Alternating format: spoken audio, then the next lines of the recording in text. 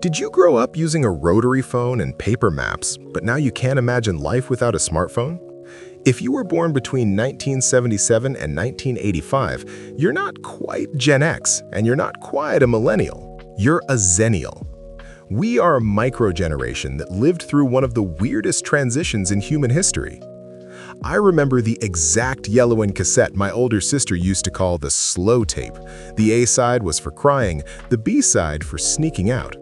I'd sit cross-legged on the carpet and press record while the radio DJ said, "And up next," and then scramble to hit stop when the ads came in, because 1 second of static would ruin the whole take.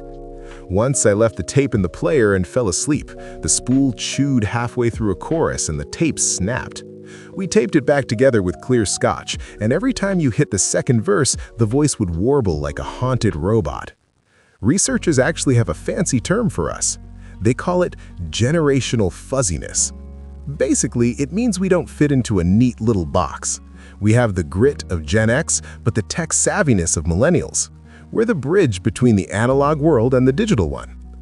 Our childhoods were actually quiet. No social media, no likes, just playing outside until the streetlights came on. We learned how to navigate the world using physical tools. But then, just as we were hitting our late teens and early 20s, the internet exploded. We were the first to get AOL Instant Messenger and clunky desktop computers. We saw the world change overnight, and because of that, we're incredibly adaptable. We're just as comfortable reading a physical book as we are using a new AI tool. The first time I actually got online, I was huddled in the basement at 11 p.m. because my mom was convinced the internet used up the electricity. That dial-up screech didn't sound like a connection, it sounded like a fax machine having a midlife crisis. I spent 40 minutes waiting for a grainy photo of a '98 Corvette to load on a GeoCities page, watching it render line by painstaking line from the top down. I remember thinking, I stayed up for this? Psychologically, we're a weird mix. We have that classic Gen X skepticism. We know that life isn't as perfect as it looks on Instagram. But we also have that millennial optimism. We still believe things can get better. A lot of this comes from when we started working. Most of us entered the workforce right before the 2008 crash. We weren't rich enough to lose everything, but we were old enough to see the world fall apart. It made us cautious, practical, and a lot less likely to take huge financial risks. Why we are workplace glue.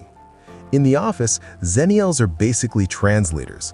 We understand the hustle culture of the older bosses, but we also get why the younger generation wants a better work-life balance. We hold our opinions until the right moment, and we're usually the ones who figure out how to make a new piece of software work for the whole team. I tried explaining to my 10-year-old nephew why the save icon is a square with a sliding metal shutter. I even dug an old 3.5-inch floppy out of a junk drawer to show him. He poked the springy metal bit once, watched it snap back, and asked, "Why did you 3D print the save button?" I realized then that to him, physical storage is just a retro aesthetic, not a thing that used to hold exactly 4 high-res photos before screaming that the disk was full. The emotional bridge. We also care about the world in a different way. We grew up seeing the fight for equality and diversity go mainstream. We aren't afraid to talk about our emotions or stand up for what's right, but we do it with a head level. We've seen the world before the internet and we've seen it after. That gives us a perspective that no other generation has. So, are Xennials the lucky generation? Maybe. We got the best of both worlds. We have the memories of a simpler time and the skills to survive in a digital future. We're the bridge between what was and what's next. If you're a Xennial, let me know in the comments, what's the one piece of old tech you actually miss?